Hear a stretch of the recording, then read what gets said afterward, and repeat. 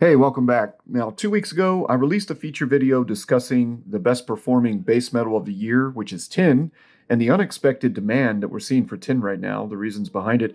Today, I had a brief chat with the CEO of IBER American regarding the demand for tin and its many use cases, along with an update on their acquisition of the Penouta tin mine in Spain. So stay tuned, let's get to that.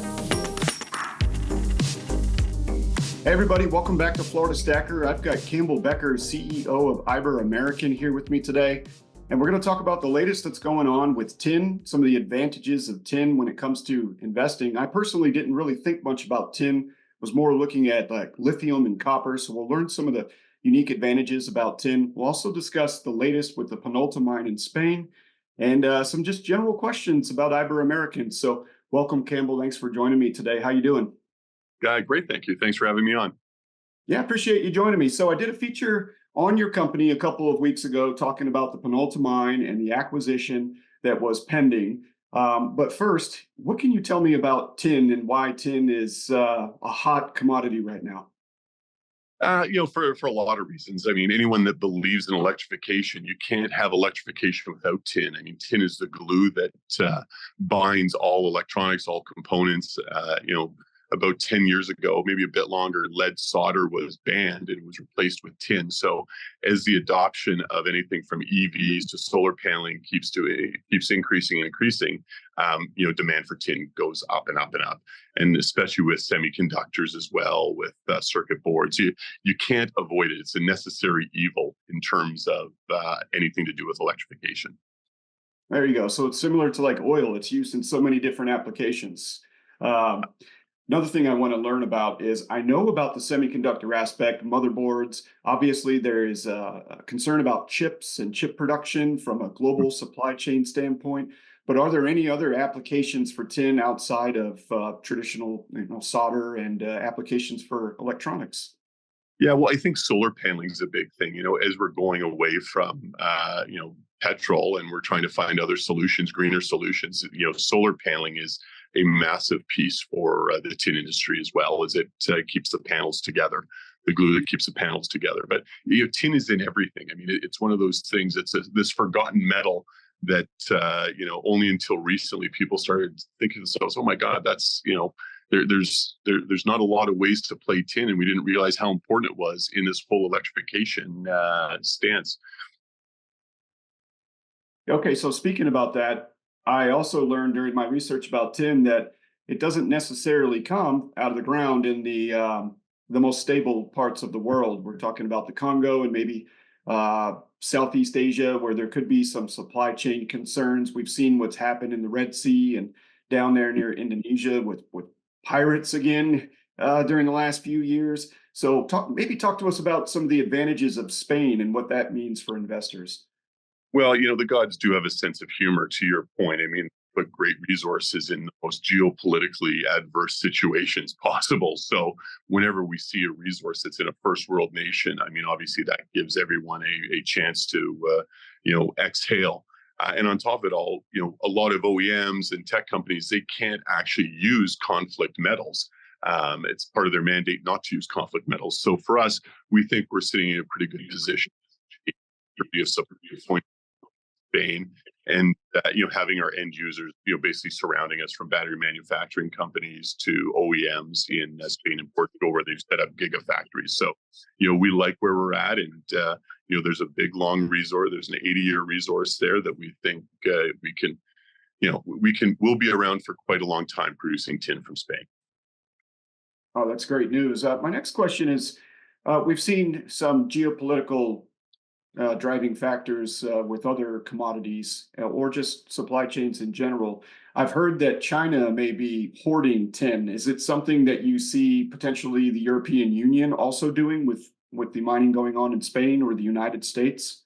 For sure. I mean, that's why they've got Materials Act. So, everyone's trying. Security of supply is such a big piece of the puzzle. No one wants to be beholden to, trade wars and being stuck where we're like, oh my God, we're in a trade war with China. And now we can't get rare earth metals. We can't get lithium.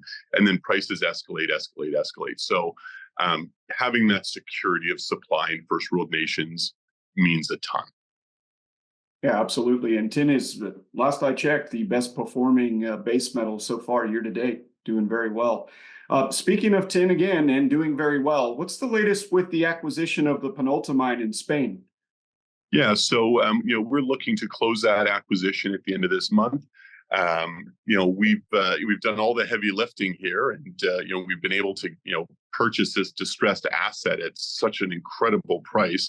There's been over $60 million spent on this asset, and we're picking it up for pennies on the dollar. So very excited to get this project moving and get it back into production. We anticipate getting back into production from Section B, most likely in late August, early September. Well, we're doing all the work with the environmentalists and in our ESG family to clean up the environmental impact assessment, redo our permit for Section C, which we think should take about 6 months, and really be great corporate citizens in pushing forward this green metal in Spain. I appreciate the update. So I learned in doing some research that the mine experienced some drought conditions for a couple of years. Can you talk to me about water mitigation or the Water Act, or what's going on as far as the concerns with water with the mine? Yeah, so like everything, management leadership is a big part of executing a business plan. The previous management team, really did miss on a lot of spots. I mean, every summer there is a dry season. And so for us, when we did all our diligence going in before we purchased this asset, we wanted to make sure that we were going to check all the boxes, make sure there's no land ahead for us. So a lot of let's call it low capex solutions. You can get anti-evaporation balls, which slows down the evaporation rates for from our reservoir. We also plan on building a huge water container beside the plant so that we have additional water to recirculate. So just low hanging fruit solutions, and we don't look at water balance as a real issue. It's something that we'll address, and we'll raise money to find those proper solutions, but very low capex solutions. Oh, that's great to hear. So, but that only impacts your Schedule B agreement, right? Not the Schedule C agreement? No, that's so for Section B, that's where we're going to start. So we're going to start producing from waste rock tailings and some boulders that we had from Section C. We're going to start with that, and we should be, like I said, we'll be cash flowing immediately for the next. We've got probably about 12 to 18 months worth of Section B we can start from. Well, we get the permitting in place for Section C. The Section C permitting, that will be our higher grade, or we'll be starting. We're looking to that to be probably a 6 month to 9 month restart. So let's call it maybe as early as February next year to as late as April, May for the startup of Section C. And that's where we have much higher EBITDA numbers coming out of the gates. We'll be EBITDA positive from Section B, but we'll have a real robust business when we're in Section C. Okay, great. And I apologize for calling it schedule. For some reason, I'm thinking accounting, but that's great to hear. So you do have options more near term in order to begin producing, and then Yeah. obviously your plan to become full producing Yeah. here by next year. Yeah. So thank you for the update on the mine. Is there anything else going on at IBER American with electric metals that you'd like to share with the audience today? Well, no, I think for us, it's all about the team we've put together, because there's a phenomenal mine. There's phenomenal local people. We want to get these workers, back to work. So we've surrounded ourselves with some absolutely A staff. We've got, Hannah Badnick. She used to run the metals desk for Noble Group. She's joined us as our commodity strategist. She actually traded the tin book for Noble. Okay. We've Mike Jones, formerly of Hatch Engineering. He left Hatch to come join us as our COO. So we're putting together an all-star list of people. Our executive chairman, Gene McBurney. This is the only board he's sat on since founding Griffiths McBurney and Partners, which was one of Canada's most successful independent investment banks. So we're really building up the team in a positive way so that we can execute on this great mine. And we've got a great ESG team out of Madrid called Vinces Group that are really guiding us to be those great corporate citizens that we need to be. I appreciate that update. I'll definitely put all of that information about your management team, about the Penouta Mine, and the latest news down in the video description section. Campbell, I appreciate you joining me today. Any last parting messages for the audience? No, I think if you're a big believer in electrification, tin should be part of that. Tin should be part of your portfolio. So tin's not going anywhere. And for us, we think where there's mystery, there's margin.